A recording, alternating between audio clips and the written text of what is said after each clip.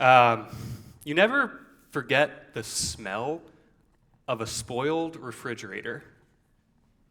So, I grew up in New Orleans.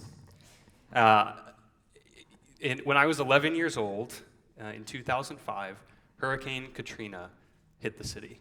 And the thing about hurricanes in the Gulf South is they're a yearly occurrence. Late summer, you're often asking, do we stay or do we evacuate?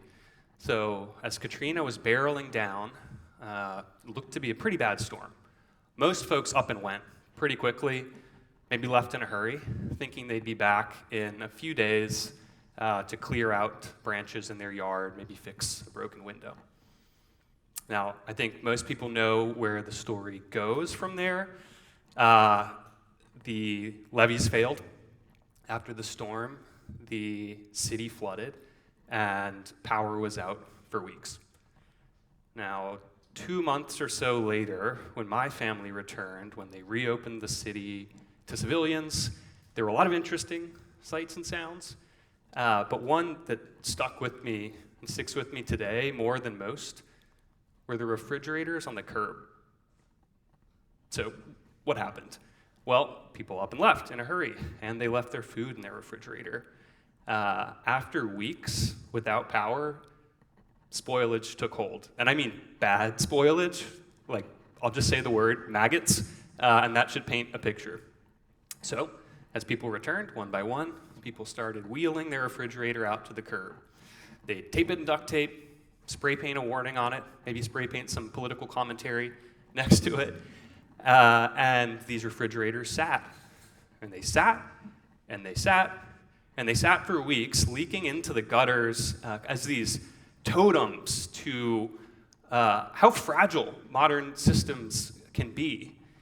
And the thing is, when you lose power, it's not just spoiled food, right?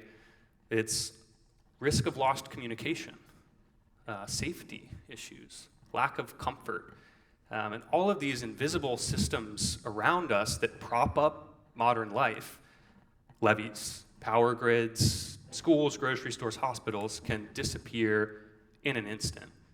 And, Katrina was a really extreme event. The disaster is characterized by a lot more than just the loss of power. But it gets you thinking. Well, it certainly got me thinking.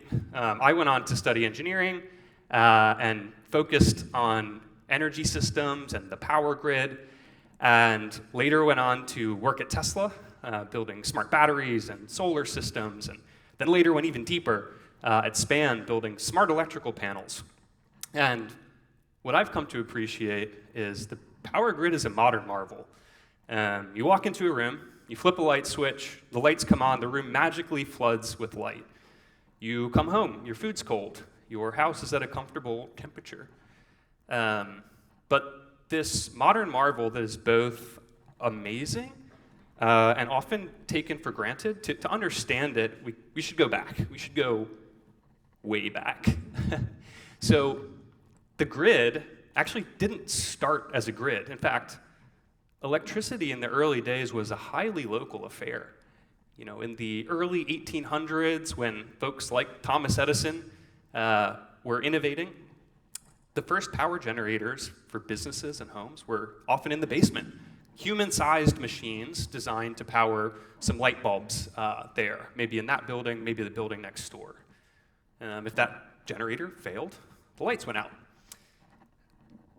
Fast forward the next decade, 2 or 3, and alternating current entered the scene as a new innovation. And what this unlocked was the ability to transmit power over far distances, hundreds of miles, thousands of miles. That in turn unlocked the ability to big generating facilities, which in turn meant economies of scale. Suddenly, you could produce power cheaper than ever and expand access to more people.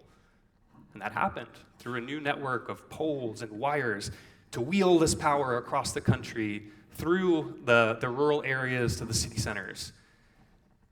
And this paved the way to electrify our nation. And this happened really fast, actually, from almost no one having power to almost everyone having power in one generation. In 1900, fewer than 10% of homes were electrified. In 1950, that number was 94%, which is pretty incredible. And these poles and wires, this is a story of interconnection. So now, not only could we transmit cheap power, but from a resilience standpoint, if one generator failed, others could pick up the slack, work a little bit harder to keep the lights on for everyone. The problem is, and you can probably guess this, or maybe you've seen it, there's an Achilles heel.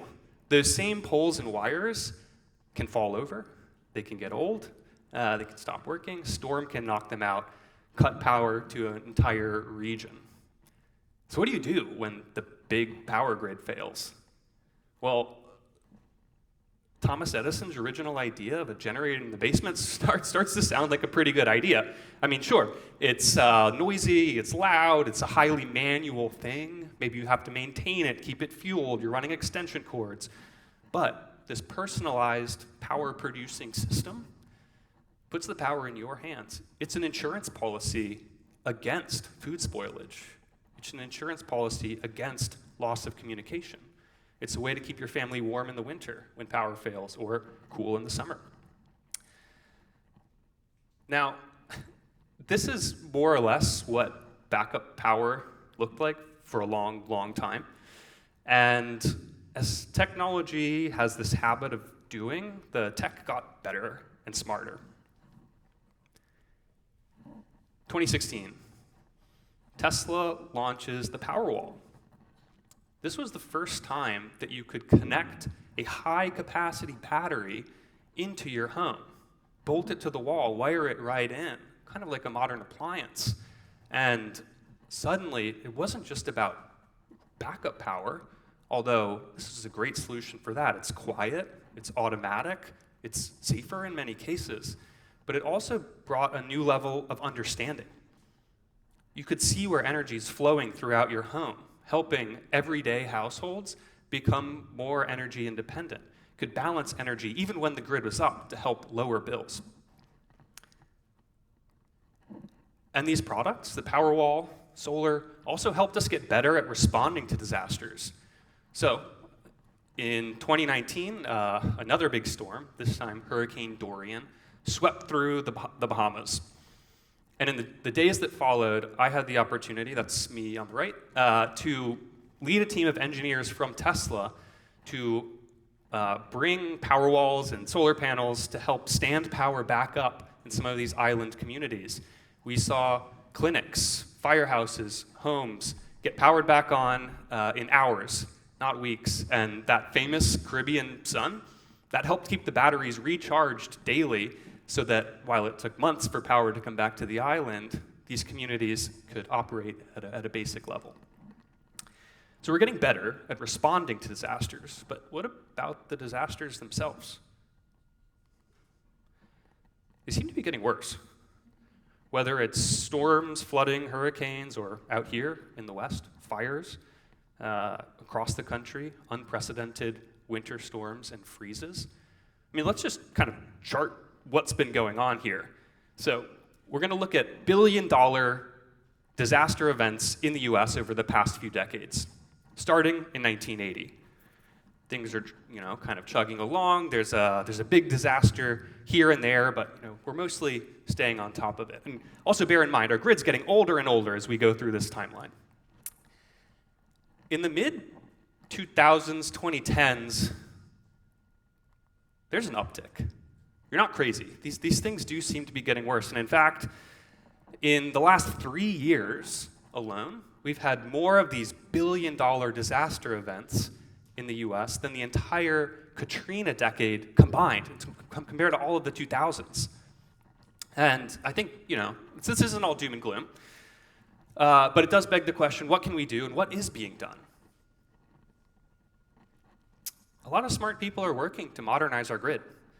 And whether that's adding seas of solar panels to help produce low-cost electricity and manage bills, or adding smart grid-scale batteries, which you see here, they kind of look like shipping containers, which soak up that extra sun produced during the day, store it, maybe send it back into the system at night, or if a generator 100 miles trips away, these batteries are better than almost any technology to quickly jump in and keep things balanced.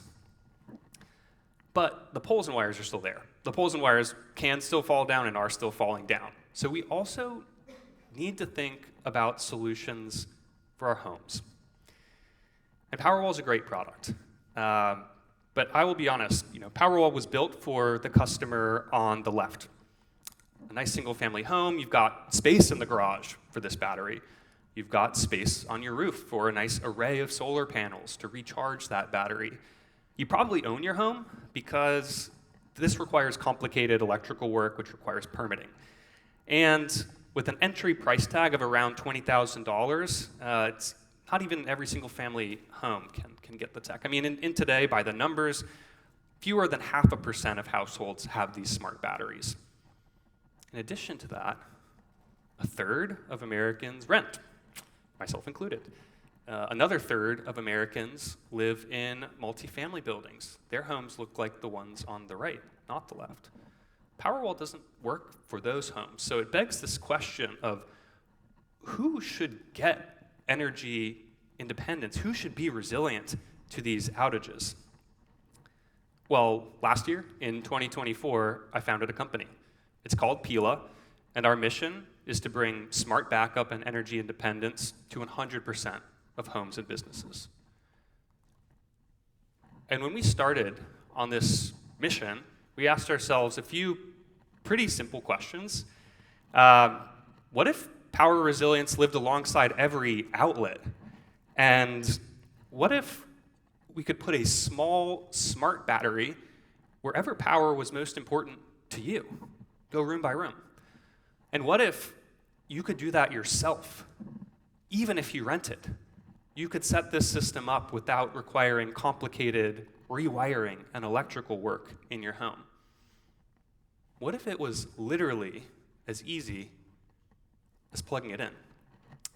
Now, this is the future that I believe we're headed towards for power resilience. A focused, small, smart, affordable battery on top of your refrigerator. Keeps the food cold, medicine safe throughout the power outage. But that battery's smart, and it's talking to another battery, perhaps in your den, connected to the Wi-Fi, allowing you to charge your phones and stay connected. Maybe keeping the TV running so the kids have something to do during the power outage. Those batteries, in turn, and more, talking to a smart battery in your home office to prevent your workday from being interrupted. And all of these batteries working in concert to not only provide backup power, but to help optimize the energy usage in your home to keep bills low and add a new layer of intelligence into the home. And again, what if that was as easy as just plugging it in? Now, personally, I think there's a lot of power in building solutions that work for everyone. The grid, even going back to the early days, has always been a story of stronger together. So how do we empower more people to participate? And what is the impact of that scale, by the way? Well, I promise this won't be too engineering or number-oriented, but I'm going to do one thought exercise with you, which happens to be the same thought exercise I did when founding Pila. Okay, here's what we're going to do. Count all of those grid-scale batteries, the things that look like big white shipping containers next to solar fields 100 miles away. We're going to count all of those up and measure the capacity of them. 30 gigawatts, give or take. Now, the thought exercise. What if, in addition to this, we also had that small, smart battery, let's just say one per every home, focused on protecting an essential appliance like the refrigerator? What would that relative impact look like? Well, if we do that, would it be 50% of this?